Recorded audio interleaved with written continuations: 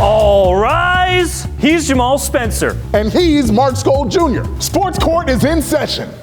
Welcome to another edition of Sports Court. Since we last saw you, Western Michigan has hired their new head football coach. His name is Lance Taylor. He comes to you from Louisville, where he was the offensive coordinator. Prior to that, he coached at Notre Dame. He coached at Stanford. Very impressive resume. Automatically becomes the highest paid coach in the history of Western Michigan football. Oh, and by the way, he's the first Native American head coach in the history of Western Michigan and the only Native American head coach in Division I. Quite impressive. Tonight we are arguing the case. What's the biggest challenge for Lance Taylor? His biggest challenge is trying to recapture the magic that PJ Fleck had, because numerous times in his introductory press conference, he mentioned, they went to the Cotton Bowl in 2016. They won a MAC championship. They've won bowl games.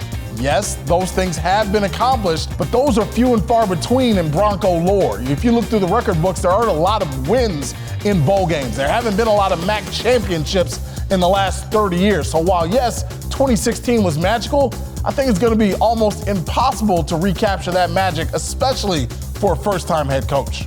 Yeah, that's my big point, Jamal. Being a first-time head coach. Last year was the first time he was even calling plays at Louisville in his long college coaching career. So I think just being a first-time head coach, that's the biggest challenge. You have to be a CEO of all of these guys. He's never done that before, and doing it at a program like Western, I think, is a good first step, but it's a big hurdle to overcome. So I'm very excited to see how he attacks that, but I think he's going to end up doing a really good job for Western. I really like the hire by Dan Bartholomew.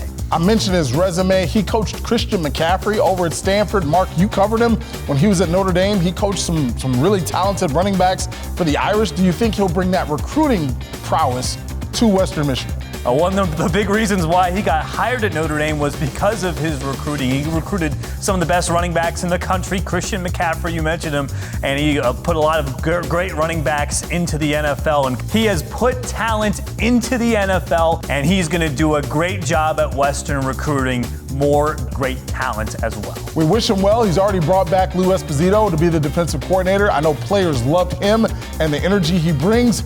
So we'll see what happens with the Bronco football program. What's your verdict? Go to Facebook, tell us what you think. And next week, we'll highlight our favorites. Until then, Sports Court is adjourned.